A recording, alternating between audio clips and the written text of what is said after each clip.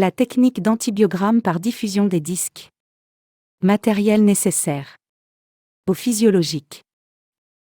Boîte pétrie. Un densitomètre.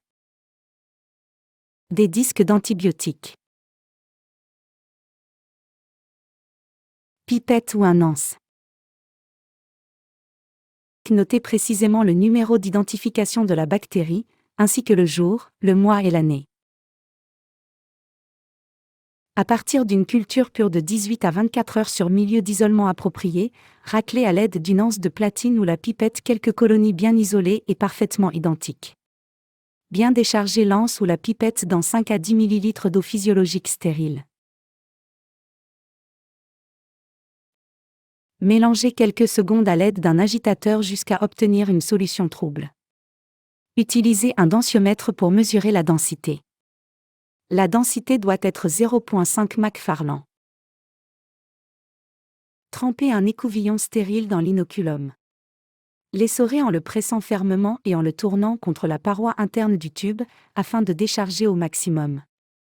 Frottez l'écouvillon sur la totalité de la surface gélosée, sèche, de haut en bas, en stries serrées.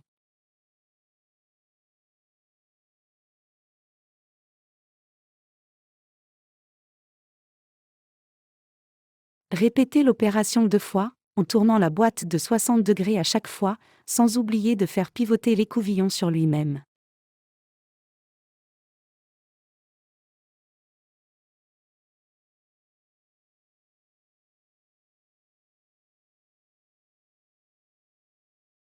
Finir l'ensemencement en passant l'écouvillon sur la périphérie de la gélose.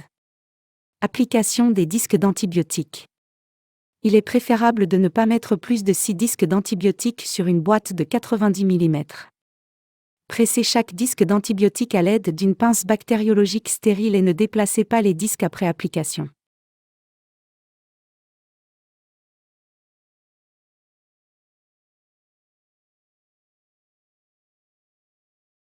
Sinon, vous pouvez utiliser un applicateur, qui est plus efficace. À la fin, nous devons prélever un échantillon témoin au cas où nous aurions besoin des colonies bactériennes pour effectuer un autre test. À l'aide d'une pipette, prélevez une goutte du l'inoculum et déposez-la sur la boîte de pétri frottée sur la surface gélosée comme ça.